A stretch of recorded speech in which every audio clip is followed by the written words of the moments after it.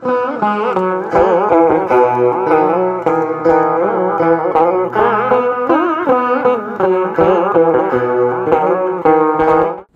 కాలంలో ప్రతి వస్తువు కళాత్మకమే. కంచమైన, మంచమైన, ఇంటి తాళమైన, వక్కలు పగలు కొట్టుకునే పోక చెక్కైనా ఏదైనా సరే అద్భుతమైన కళాత్మకమైన రీతిలో చేసేవారు. అలాంటి మహామణులైన నైపుణ్యమున్న కళాకారులు నేడు ఎక్కడో తప్ప కనిపించారు. అప్పటి వస్తువుల నాణ్యత కూడా అలాగే ఉండేది. తరాలు గడిచినా, శతాబ్దాలు మారినా వాటి నాణ్యత మాత్రం అద్భుతంగా ఉంటుంది. వన్నె తరగని వస్తువులు, ఆనాటి నైపుణ్యం ఉన్న పని వారి సొంతం.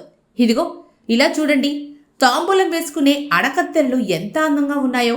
తాంబూలానికి వక్కలు కట్ చేసుకునేందుకు వాడే పరికరాలు చేప ఆకారంలో, మొసలి ఆకారంలో, నెమలి రూపంలో, చిలుక ఆకారంలో, జంతువుల రూపంలో, పువ్వుల రూపంలో, ఇలా అనేక రకాలైన రూపాల్లో ఈ లోహపు అడకెత్తెర, పోక చెక్క సామాగ్రిని, పరికరాలను తయారు చేయడం ఆనాటి కళాకారులకి సాధ్యం. ఒక వస్తువును తయారు చేస్తే ఇప్పటిలాగా ఆ వస్తువును వస్తువుగా తయారు చేసేవారు కాదు. చేతితోనే అద్భుతమైన కళలను మేళవించి వాటికి ప్రతిరూపాలుగా వీటిని తీర్చిదిద్దేవారు. అందుకే దశాబ్దాలు గడిచినా, తరాలు మారుతున్నా ఈ వస్తువుల విలువ ఎన్నటికీ తరగదు.